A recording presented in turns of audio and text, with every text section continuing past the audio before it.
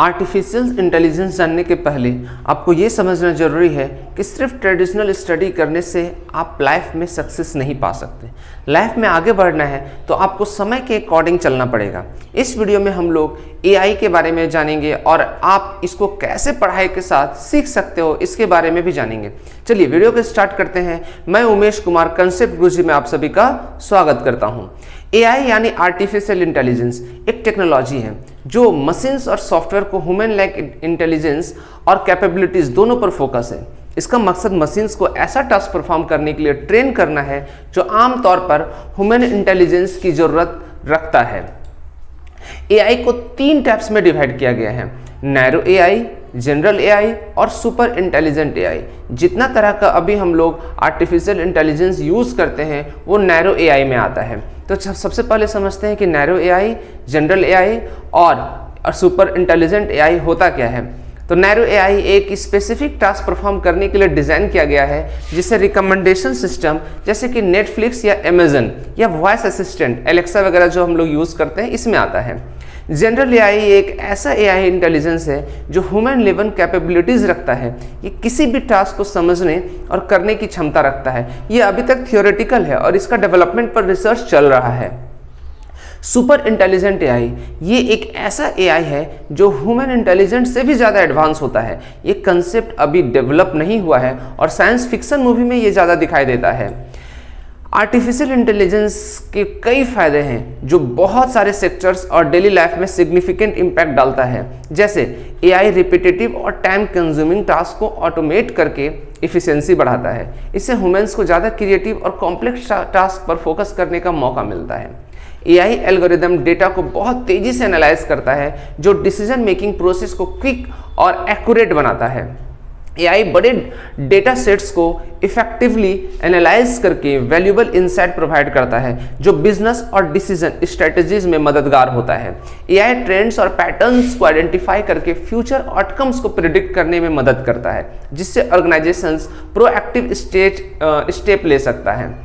AI user preference के आधार पर personalised recommendation और सर्विस प्रोवाइड करता है। जैसे ई कॉमर्स वेबसाइट पर प्रोडक्ट सजेशन। आप लोग जो ई कॉमर्स वेबसाइट पर प्रोडक्ट खरीदते हो या कोई भी चीज़ एक बार सर्च कर लिए तो बार बार वो आता है। ये कैसे आता है? एआई के हेल्प से।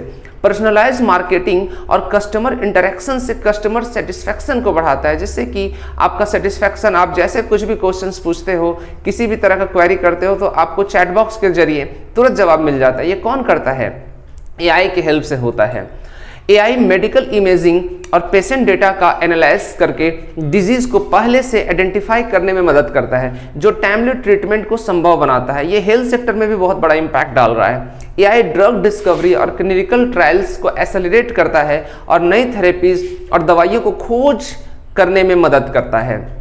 ऑटोमेशन मेंटेनेंस से ऑपरेशनल कॉस्ट को कम किया जा सकता है। एआई रिसोर्स यूटिलाइजेशन को ऑप्टिमाइज करता है जैसे एनर्जी मैनेजमेंट इन स्मार्ट बिल्डिंग। ये सब हम लोग एक वॉइस रिकॉग्नाइजेशन से, अगर हम बोलते हैं कि लाइट स्विच ऑफ तो स्विच ऑफ हो जाता है, फैन ऑन बोलते हैं तो फैन ऑन हो जाता है। मोबाइल फ़ोन में आप लोग भी यूज़ करते हो, किसी को बोलोगे dial number on customer care of Airtel तो एयरटेल का कस्टमर केयर के पास नंबर डायल हो जाता है। ये सब कैसे हो पा रहा है? क्योंकि एआई की हेल्प से। एआई फाइनेंशियल ट्रांजैक्शन को मॉनिटर करके सस्पिशियस एक्टिविटीज़ को डिटेक्ट करता है जो फ्रॉड और साइबर थ्रेट से बचाता है। एआई फेशियल रिकॉग्निशन और बिहेवियर एनालिसिस के जरिए सिक्योरिटी सिस्टम को इन्हेंस करता है। एआई रिसर्च और इनोवेशन को एक्सेलरेट करता है। नए टेक्नोलॉजीज जैसे ऑटोनोमस व्हीकल्स और स्मार्ट डिवाइसेस को जन्म देता है। एआई डिसेबिलिटी से ग्रस्त लोगों के लिए टेक्नोलॉजी प्रोवाइड करता है जैसे वॉइस रिकॉग्निशन और टेक्स्ट टू स्पीच सॉफ्टवेयर जो उनकी लाइफ को आसान बनाता है।